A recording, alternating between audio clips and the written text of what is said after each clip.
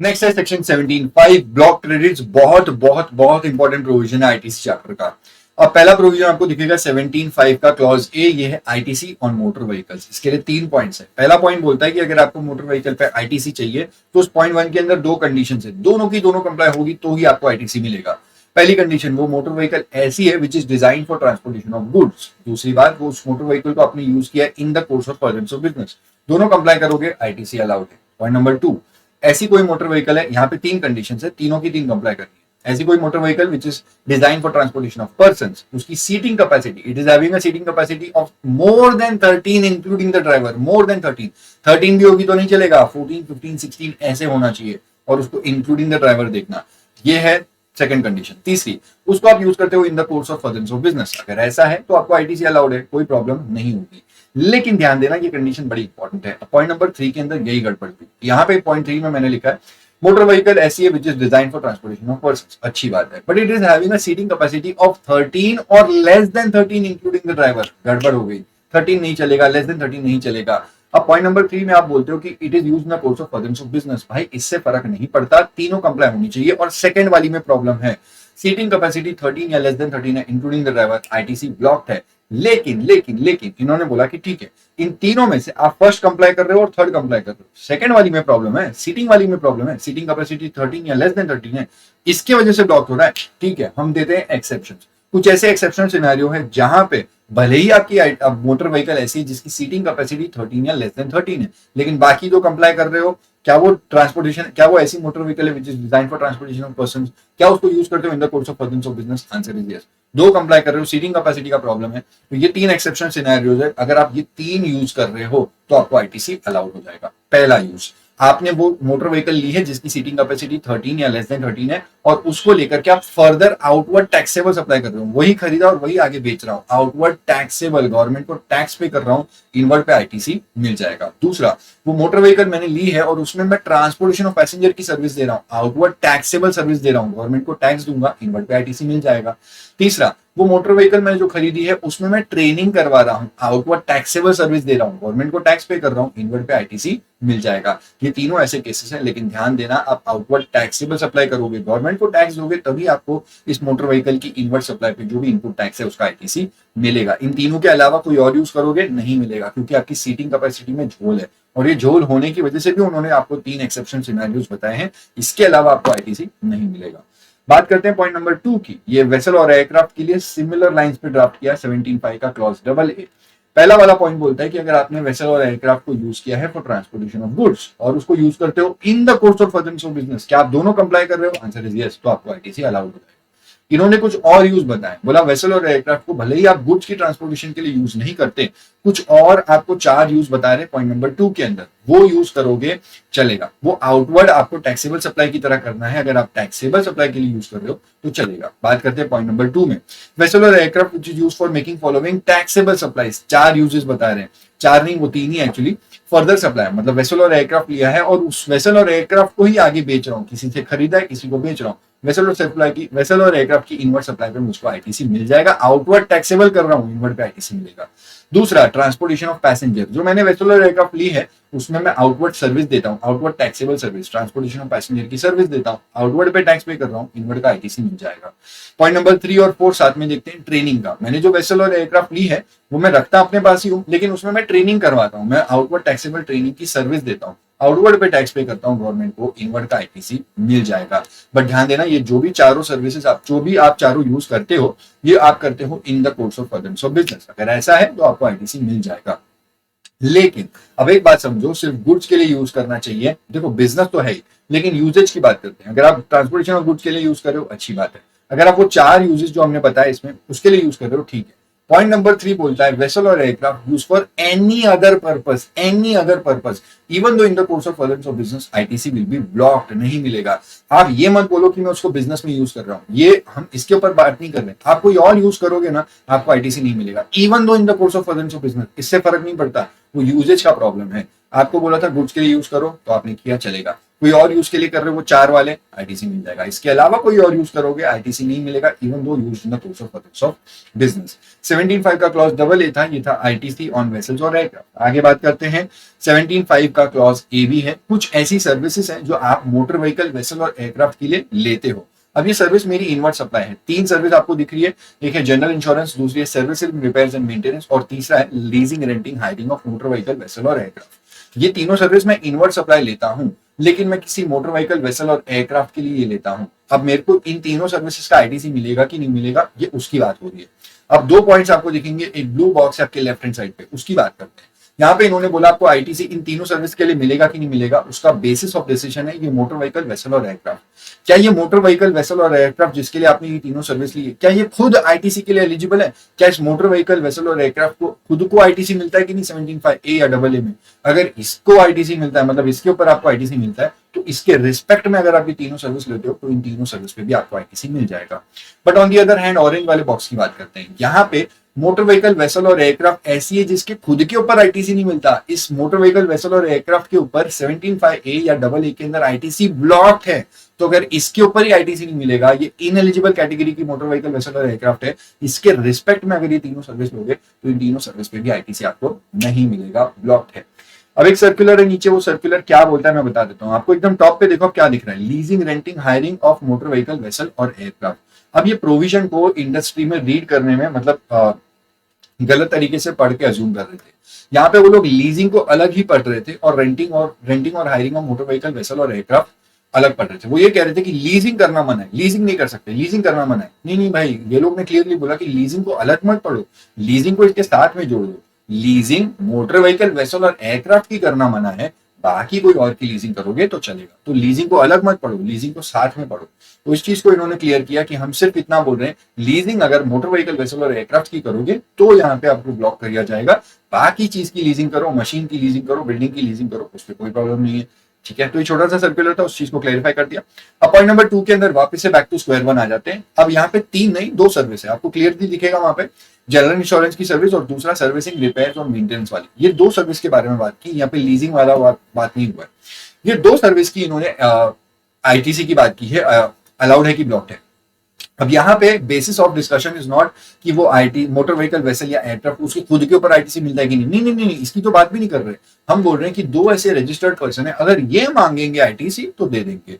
अगर कोई मैन्युफैक्चरर है जो मोटर व्हीकल, वेसल और एयरक्राफ्ट की मैन्युफैक्चरिंग करता है, या फिर कोई इंश्योरेंस वाला है, जनरल इंश्योरेंस पर्सन है, वो इन मोटर व्हीकल, वेसल और एयरक्राफ्ट की इंश्योरेंस करता है, ये दोनों पर्सन अगर आईटीसी मांगने आएंगे कि हमने मोटर व्हीकल, वेसल और एयरक्राफ्ट के लिए कुछ जनरल इंश्योरेंस लिया है, हमने कोई सर्विसिंग, रिपेयर और मेंटेनेंस की सर्विस किसी से ली है, तो ये दोनों मांगेंगे तो हम इनको आईटीसी दे देंगे आंख बंद करके। हम ये नहीं पूछेंगे कि वो मोटर व्हीकल, वेसल और एयरक्राफ्ट अलाउड है कि नहीं है, उसके लिए आईटीसी मिलता है कि नहीं मिलता। नहीं नहीं नहीं नहीं, हम इनको नहीं पूछेंगे। मैं मैन्युफैक्चरर और जनरल इंश्योरेंस पेशनर वाला आएगा और बोलेगा कि हम मोटर व्हीकल, वेसल और एयरक्राफ्ट की मैन्युफैक्चरिंग या जनरल इंश्योरेंस करते हैं और इसके लिए हमने ये दोनों सर्विस ली है, सर्विसिंग, रिपेयर्स और मेंटेनेंस और जनरल इंश्योरेंस की, तो हम इसको आईटीसी दे देंगे, इसको एलिजिबिलिटी की बात नहीं पूछेंगे। इसके अलावा left hand right hand side पे देखो ऑरेंज बॉक्स, इसके अलावा कोई भी जीएसटी का पर्सन, रजिस्टर्ड पर्सन, कोई भी सप्लायर आके बोलेगा कि हमको ये दोनों का ये चाहिए, आईटीसी ब्लॉक्ड है, नहीं मिलेगा। ठीक है, तो ये हमने बात करी। अगर इन लोगों को चाहिए जो ऑरेंज बॉक्स में लिखा है राइट हैंड साइड पे,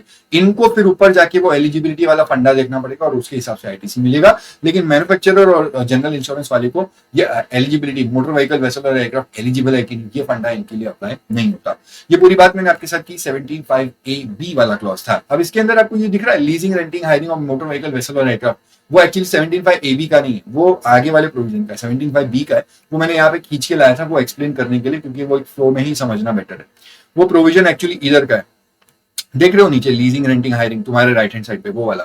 तो ये 17.5 हम लोग डिस्कस करते हैं, आईटीसी ऑन वेरियस सर्विसेज। अब आपको यहाँ पे पहले वाले पॉइंट के अंदर 7 सर्विसेज दिखेंगी। अब इन 7 सर्विसेज को अगर कोई अवेल करता है तो उसके ऊपर आईटीसी ब्लॉक्ड है। लेफ्ट हैंड साइड पे देखो ऑरेंज बॉक्स में आईटीसी ब्लॉक्ड है, जनरली ब्लॉक्ड है। जनरली तो आईटीसी नहीं मिलेगा, ये 7 सर्विस अगर कोई भी लेगा आईटीसी नहीं मिलेगा। बट कुछ अलाउड है, कुछ केसेस हैं जहां पे राइट हैंड साइड पे ब्लू बॉक्स और ग्रीन बॉक्स, इन दोनों केसेस में, इन दोनों जगहों पे मैंने लिखा है कि आईटीसी अलाउड हो जाएगा, फिर भी ये 7 सर्विस के लिए अलाउड हो जाएगा। कौन सी सर्विस है पहले वो बता देता हूँ। Food and beverages, outdoor catering, beauty treatment, health care service, cosmetic and plastic surgery, leasing, renting, hiring of motor vehicle, vessel और एयरक्राफ्ट, और बाद में है life insurance and health insurance. ये 7 सर्विसेज के लिए अगर आप ये दोनों कैटेगरी में फॉल करते हो, ब्लू और ग्रीन में, तो आईटीसी मिल जाएगा। पॉइंट नंबर ब्लू के अंदर दो बातें, ब्लू वाले बॉक्स के अंदर दो बातें हैं। पॉइंट नंबर उसके एक पॉइंट बोलता है कि अगर आपने जो ये फूड बेवरेजेस जो भी आपने ये सर्विसेज ली हैं और इसको आप आउटवर्ड टैक्सेबल सप्लाई करते हो सेम कैटेगरी का, मतलब फूड एंड बेवरेजेस लिया, फूड एंड बेवरेज दिया, ब्यूटी ट्रीटमेंट लिया, ब्यूटी ट्रीटमेंट दिया, लाइफ इंश्योरेंस लिया, लाइफ इंश्योरेंस दिया, तो आप सेम कैटेगरी वही लेके आगे देते हो और आउटवर्ड टैक्सेबल करते हो, आउटवर्ड पे टैक्स पे करते हो, इनवर्ड का आईटीसी ले लो। और दूसरा उस ब्लू बॉक्स में और एक ऑप्शन बताया कि अगर आप ये 3-4 चीजें लेते हो, आप फूड एंड बेवरेज लेते हो, ब्यूटी ट्रीटमेंट लेते हो, आउटडोर केटरिंग और सब कुछ का बंडल बना के एक कॉम्पोजिट या मिक्स सप्लाई करके भी देते हो, तो भी चलेगा। लेकिन बस एक बात ध्यान रखना, आउटवर्ड पे टैक्स पे कर रहे हो, इनवर्ड का आईटीसी मिल जाएगा। ग्रीन वाला बॉक्स एक अलग चीज बात करता है, वो बोलता है कि अगर किसी एम्प्लॉयर के ऊपर as per any law for the time being in force, उस लॉ की ऑब्लिगेशन है कि एम्प्लॉयर ने अपने एम्प्लॉय को ये सातों सर्विस या सातों में से कोई भी सर्विस देनी चाहिए। अगर लॉ की ऑब्लिगेशन है और उस लॉ की ऑब्लिगेशन को कंप्लाई करने के लिए एम्प्लॉयर ने एम्प्लॉय को ये सारी सर्विसेज दी, ये अवेल किया और अपने एम्प्लॉय को दे दिया, तो ये जो भी इसने सर्विसेज ली ना, इनवर्ड सप्लाई ली ना, उसके ऊपर इनपुट टैक्स का वो आईटीसी ले सकता है। ठीक है, बट ध्यान रखना, आपको इंस्टीट्यूट क्वेश्चन में ऐसे डालेगा कि कंपनी की पॉलिसी है कि ये सारे एम्प्लॉयज को देना चाहिए, as per the company policy सारे एम्प्लॉयज को देना चाहिए, उसके लिए दिया है तो नहीं चलेगा। लॉ का कोई था, कोई एक्ट है, कोई एक्ट के अंदर लिखा हुआ है कि as per this act employer ने अपने एम्प्लॉय को ये देना चाहिए, तब जाकर के उसका आईटीसी मिलेगा। पॉइंट नंबर 2 और 3, ये 2 और 3 दोनों के लिए नीचे एनालिसिस साथ में किया है मैंने। पॉइंट 2 के अंदर आपको दिख रहा है membership of a club, health and fitness centre, और पॉइंट 3 में आपको दिखा है travel benefits extended to employees, जैसे वेकेशन पे लीव ट्रैवल या होम ट्रैवल कंसेशन, ये दोनों का एनालिसिस एक साथ में। इन दोनों पॉइंट्स के अंदर जो भी सर्विसेज है उसका आईटीसी जनरली तो नहीं मिलेगा, जनरली नहीं मिलेगा, बट एक्सेप्शनल केस है वो ग्रीन बॉक्स वाला, वहां पे मिल जाएगा सेम प्रोविजन ऊपर की तरह। अगर एम्प्लॉयर के ऊपर ऑब्लिगेशन है as per any law for the time being in force और उस लॉ की ऑब्लिगेशन को कंप्लाई करने के लिए एम्प्लॉयर ने ये दोनों सर्विसेज ली, पॉइंट 2 और 3 वाली, और अपने एम्प्लॉय को दिया, तो आईटीसी मिल जाएगा इस सर्विसेज के ऊपर। लेकिन अब एक बात समझना, यहाँ पे पॉइंट तो खत्म हो गया, लेकिन मैं एक बात आपको बता रहा हूँ, ग्रीन वाले की बात कर रहा हूँ। यूजुअली मैं आपको बोलता हूँ कि आउटवर्ड पे टैक्स पे करोगे तो इनवर्ड का आईटीसी मिल जाएगा, तो गवर्नमेंट भी यही चाहती है। लेकिन ग्रीन वाले पॉइंट के लिए गवर्नमेंट ने बोला कि भाई आप अगर लॉ की ऑब्लिगेशन को कंप्लाई करने के लिए एम्प्लॉय को दे रहे हो तो भी आपको आईटीसी मिल जाएगा। एम्प्लॉय को दे रहे हैं, टैक्स थोड़ी पे कर रहे हैं, एम्प्लॉय कंज्यूम कर रहा है, किसी आउटवर्ड पर्सन को थोड़ी ना दे रहे, इनवॉइस थोड़ी बन रहा है, एम्प्लॉइज को कंज्यूम करके चला जाएगा, जॉब छोड़ के कुछ भी हो जाएगा। लेकिन आउटवर्ड पे टैक्स पे नहीं कर रहे हो आप, ठीक है, तो भी आपको आईटीसी मिलेगा। क्यों मिलेगा? क्योंकि आप लॉ की ऑब्लिगेशन को कंप्लाई कर रहे हो, ये बात है। अब एक सर्कुलर आया, वो सर्कुलर में इन्होंने बोला, इस बात को क्लियर किया है कि ये जो ग्रीन वाला पॉइंट है ना, ये आपको सबके लिए मिलेगा जो 17(5)(b) के अंदर है। 17(5)(b) के अंदर पॉइंट 1 में 7 सर्विस है और पॉइंट 2 और 3 ये जितनी भी सर्विसेज 17(5)(b) के अंदर है, सबके लिए ये बेनिफिट मिलेगा। बेनिफिट क्या है? अगर एम्प्लॉयर ने लॉ की ऑब्लिगेशन को कंप्लाई करने के लिए सर्विस ली है तो भी एम्प्लॉयर को इन सर्विसेज की इनवर्ड सप्लाई पे आईटीसी मिल जाएगा। ठीक है, तो ये सर्कुलर छोटा सा था, कोई इतनी बड़ी बात नहीं है। अब आते हैं धमाका point 17(5)(c), ITC on works contract services availed for construction of immovable property. अगर मैंने इमूवेबल प्रॉपर्टी कंस्ट्रक्ट करी है, इमूवेबल प्रॉपर्टी कंस्ट्रक्ट करी है और उसके लिए अगर मैंने वर्क्स कॉन्ट्रैक्ट सर्विस ली और मैं बोलता हूँ ये वर्क्स कॉन्ट्रैक्ट सर्विस का जो इनपुट टैक्स है उसका आईटीसी मिलेगा क्या? नहीं मिलेगा, नहीं मिलेगा, क्लियरली नहीं मिलेगा। जनरली तो आपको आईटीसी नहीं मिलेगा।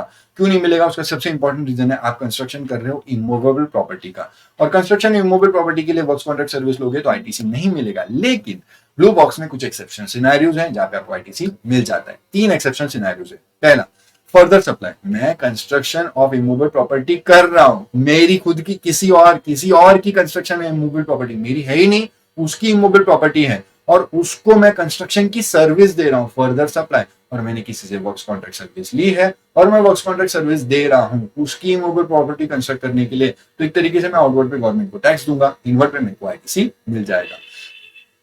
पॉइंट बी, रेवेन्यू नेचर, अगर मैंने कंस्ट्रक्शन ऑफ इमूवेबल प्रॉपर्टी करी है, किसी और की नहीं, मेरी खुद की, मेरी ऑफिस बिल्डिंग है, उसको मैं कंस्ट्रक्शन कर रहा हूँ या उसमें कुछ छोटा मोटा काम करा रहा हूँ, अब यहाँ पे भी कंस्ट्रक्शन ऑफ इमूवेबल प्रॉपर्टी हो रही है और मैं वर्क्स कॉन्ट्रैक्ट सर्विस ले रहा हूँ, तो भी मुझे आईटीसी मिल जाएगा। कंडीशन ये है कि जो भी कंस्ट्रक्शन का मैं कर रहा हूँ खर्चा, वो मुझे पीएनएल में डालना चाहिए, मुझे रेवेन्यू में डालना चाहिए, कैपिटलाइज नहीं करना चाहिए। अगर मैं रेवेन्यू में डाल दूंगा इस कंस्ट्रक्शन कॉस्ट को, तो जो भी वर्क्स कॉन्ट्रैक्ट सर्विस ले रहा हूँ उसका आईटीसी मुझे मिल जाएगा। पॉइंट सी में है प्लांट एंड मशीनरी, अगर मैं कंस्ट्रक्शन इमूवेबल प्रॉपर्टी कर रहा हूँ, किसी और की नहीं, मेरी खुद की कंस्ट्रक्शन कर रहा हूँ, मेरी इमूवेबल प्रॉपर्टी है, लेकिन वो immovable property plant and machinery है। बोला अच्छा ठीक है, प्लांट एंड मशीनरी ठीक है। इस प्लांट एंड मशीनरी के लिए आप जो भी वर्क्स कॉन्ट्रैक्ट सर्विस लोगे, इसको कंस्ट्रक्ट करने के लिए जो भी वर्क्स कॉन्ट्रैक्ट सर्विस लोगे, उसके ऊपर आपको आईटीसी मिल जाएगा, कोई प्रॉब्लम नहीं। ठीक है, तो ये 3 एक्सेप्शनल सिनेरियोज है जहां पे आप कंस्ट्रक्शन कर रहे हो इमोबल प्रॉपर्टी, लेकिन फिर भी वर्क्स कॉन्ट्रैक्ट सर्विस पे आपको आईटीसी मिल जाएगा। जनरली नहीं मिलता, 3 सिनेरियोज में मिलेगा। सिमिलर लाइंस पे इन्होंने ड्राफ्ट किया 17.5D। 17.5D के अंदर इन्होंने बोला कंस्ट्रक्शन इमोबल प्रॉपर्टी कर रहे हो, अगर आपने कोई इनवर्ट सप्लाई ली है, कोई गुड्स ले लिए, कोई सर्विसेज ली है, तो उस इनवर्ट सप्लाई जो गुड्स और सर्विसेज मैंने कंस्ट्रक्शन ऑफ इमोबल प्रॉपर्टी के लिए लिया, उनके ऊपर मेरे को आईटीसी नहीं मिलता। जनरली तो नहीं मिलता भाई, ऑरेंज साइड पे लेफ्ट हैंड साइड पे देख लो। और यहाँ पे इन्होंने याद तक बोल दिया कि अगर आप खुद की इमोबल प्रॉपर्टी कंस्ट्रक्ट कर रहे हो तो भी ये मत बोलो कि नहीं नहीं मैं किसी को, अरे खुद का भी करेगा तो भी नहीं मिलेगा, क्लियरली मना किया। जो भी इन्वर्ट सप्लाईज ली, अब यूजुअली कंस्ट्रक्शन के लिए क्या लेते हैं, सीमेंट स्टील रेती, तो मैं इसको याद करने के लिए बोलता हूँ CSR, सीमेंट स्टील रेती, सीमेंट स्टील रेती। अब मैंने कंस्ट्रक्शन और इमोबल प्रॉपर्टी के लिए सीमेंट स्टील रेती दिया, उसके ऊपर आईटीसी नहीं मिलेगा, लेकिन कुछ केसेस में मिलेगा। 3 एक्सेप्शन सिनेरियोज जो अब भी ऊपर देखे। मैंने सीमेंट स्टील रेती लिया, खुद की कंस्ट्रक्शन इमोबल प्रॉपर्टी नहीं है, किसी और की इमोबल प्रॉपर्टी है, उसको कंस्ट्रक्शन सर्विस दे रहा हूं, उसको कंस्ट्रक्शन सर्विस दे रहा हूं। किसी से सीमेंट लिया, स्टील लिया, रेती लिया, और सीमेंट स्टील रेती मैं आगे किसी को दे रहा हूं, फर्दर सप्लाई कर रहा हूं, चलेगा, कोई प्रॉब्लम नहीं है, मुझे CSR की इनवर्ट सप्लाईज पे आईटीसी मिल जाएगा। Point number 2, revenue nature. Construction of immovable property कर रहे हैं, लेकिन खुद की नहीं, मतलब किसी और की नहीं, खुद की, मेरी खुद की है। लेकिन जो भी सीमेंट स्टील मैंने रेती ली है, उस कंस्ट्रक्शन के अंदर डाला है, मैं अगर उसको पूरे कंस्ट्रक्शन कॉस्ट को अगर बुक्स में रेवेन्यू में डालता हूँ, कैपिटलाइज नहीं करता हूँ, तो मुझे सीमेंट स्टील रेती की इनवर्ट सप्लाईज पे आईटीसी मिल जाएगा। लास्ट पॉइंट, अगर मैं कंस्ट्रक्शन करता हूँ इमोबल प्रॉपर्टी जो मेरी खुद की है, और वो इमोबल प्रॉपर्टी अगर एक प्लांट एंड मशीनरी है, तो मुझे आईटीसी मिल जाएगा। जो भी सीमेंट स्टील रेती लूंगा, सबके ऊपर मेरे को आईटीसी मिल जाएगा। भले ही वो कंस्ट्रक्शन इमोबल प्रॉपर्टी हो रहा है, लेकिन वो प्लांट एंड मशीनरी है, मुझे आईटीसी मिल जाएगा। ये पूरी बातें यहाँ पे खत्म होती है आईटीसी की, मतलब थोड़े पॉइंट बाकी है, बट एक बात समझो, प्लांट एंड मशीनरी के लिए आपको अलाउ कर रहे हैं, लेकिन एक बात समझो, आपको प्लांट एंड मशीनरी की मीनिंग पता होनी चाहिए, वरना गड़बड़ कर दो। अगर प्लांट एंड मशीनरी है तो आईटीसी मिलेगा, नहीं है तो नहीं मिलेगा। ठीक है, यहाँ पे आ जाओ, मीनिंग की बात करते हैं। प्लांट एंड मशीनरी का मीनिंग क्या होता है? पॉइंट नंबर 1, इसमें इन्होंने बोला कि इसका मीनिंग ये होता है apparatus, equipment and machinery which is fixed to earth by a foundation और स्ट्रक्चरल सपोर्ट, मतलब जमीन में उसको फिक्स कर दिया है, और वो ऐसी मशीनरी है जिसको मैं यूज करके कुछ आउटवर्ड टैक्सेबल सप्लाई करता हूँ। Point number 2, it includes foundation और स्ट्रक्चरल सपोर्ट, तो उसको खड़ा रखने के लिए जो भी फाउंडेशन और स्ट्रक्चरल सपोर्ट है, वो भी प्लांट एंड मशीनरी माना जाएगा।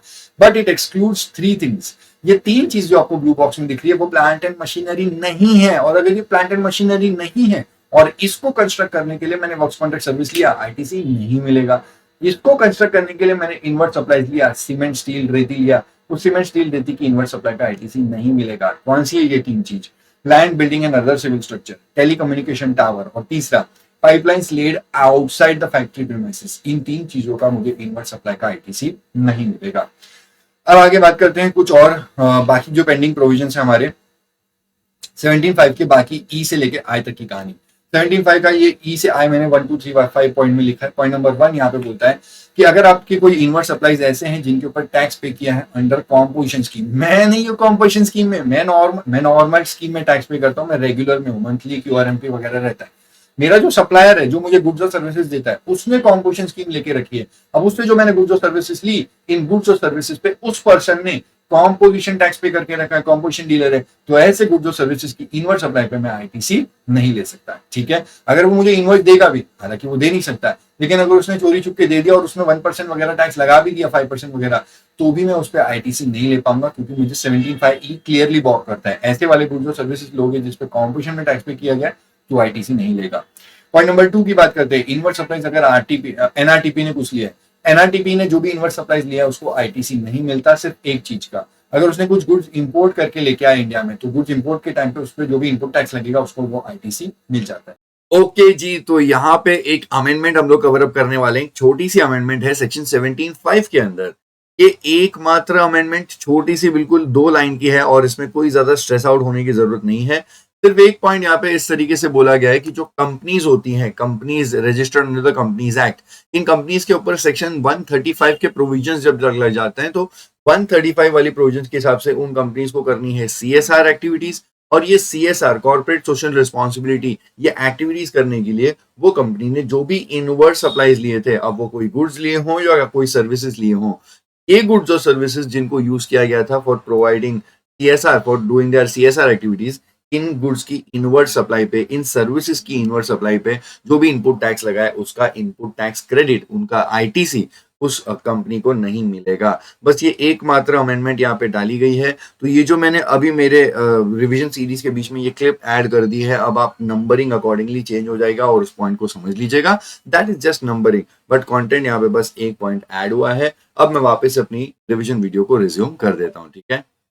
पॉइंट नंबर 3 की बात करते हैं, पर्सनल कंजम्पशन। अगर मैंने कोई गुड्स खरीदे, सर्विस ली और उसको मैं पर्सनल कंजम्पशन में ले रहा हूँ, तो ऐसे गुड्स और सर्विसेज की इनवर्ट सप्लाईज पे मैं आईटीसी नहीं ले सकता।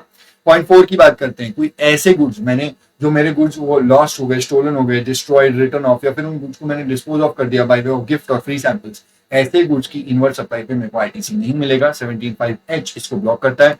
लास्ट वाला पॉइंट है taxes paid under 3 sections, section 74 या फिर सेक्शन 129 या फिर सेक्शन 130, इन तीनों सेक्शंस के अंदर जो भी टैक्स पे किया गया है मैं उसका आईटीसी नहीं ले सकता। 17(5)(i) इसको ब्लॉक करता है। ये पूरी बातें 17(5) की खत्म हुई। अब बाकी जाके देखते हैं कुछ और प्रोविजंस आईटीसी के।